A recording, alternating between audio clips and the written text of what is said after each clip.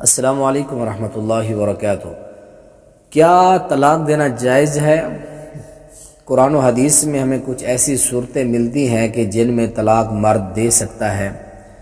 ان میں سے ایک صورت یہ ہے کہ اگر آپ کی بیوی بد اخلاق ہے، برے اوصاف کی وہ مالک ہے، تو آپ اس کو طلاق دیں، یہ شریعت آپ کو اجازت دیتی ہے۔ اگر آپ بد اخلاق کو، بد زبان کو، بد کردار عورت کو گھر میں رکھیں گے، اس کا نقصان کیا ہوگا، یہ میں آپ کے سامنے جامع الصغیر سے اور السلسلۃ الصحیحہ سے صحیح درجے کی حدیث پیش کرتا ہوں۔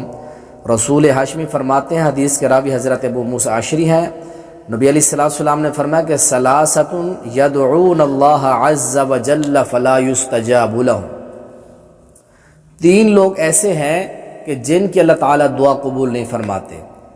نمبر ایک، رجل کان تحتہ امرأۃ سیئۃ الخلق فلم یطلقها، اللہ کے نبی علیہ السلام نے فرمایا وہ بندہ جس کے نکاح میں بد اخلاق، سیء الخلق، بد اخلاق والی، برے اخلاق والی عورت جس انسان کے نکاح میں ہے اور وہ اس کو لم یطلقها، طلاق نہیں دیتا، اللہ ایسے بندے کی عبادت کو یا اس کی جو ہے دعا کو اللہ قبول نہیں فرماتے۔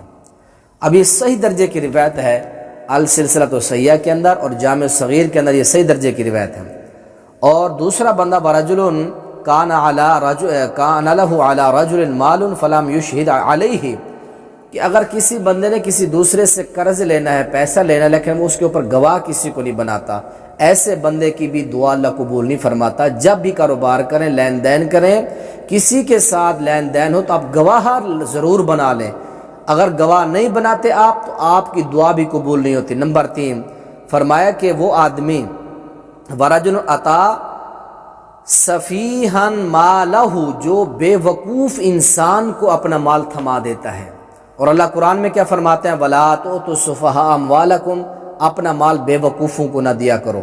تو یہ تین بندے ہو گئے، جس کی بیوی بد اخلاق ہے وہ طلاق نہیں دیتا، اس کی دعا قبول نہیں ہوتی۔ اور دوسرے نمبر پر جو کسی کو قرض دیتا ہے، کسی سے لین دین کرتا ہے لیکن وہ لکھتا نہیں ہے، گواہ نہیں بناتا، اس کی بھی دعا قبول نہیں ہوتی۔ نمبر تین، جو کسی بے وقوف انسان کو، کم عقل اور کم شعوری والے آدمی کو، بچے بیٹے کو، کسی کو اپنا پیسہ دے دیتا ہے، مال دیتا ہے، وہ اس کو ضائع کر دیتا ہے، ایسے بندے کی بھی دعا قبول نہیں ہوتی۔ تو اللہ تعالی ہمیں ایسے کاموں سے بچائے جن کی وجہ سے ہماری دعائیں، ہماری عبادات متاثر ہوں اور قبول نہ ہوں۔ اللہ ہمیں اچھے اعمال کرنے کی توفیق نصیب فرمائے۔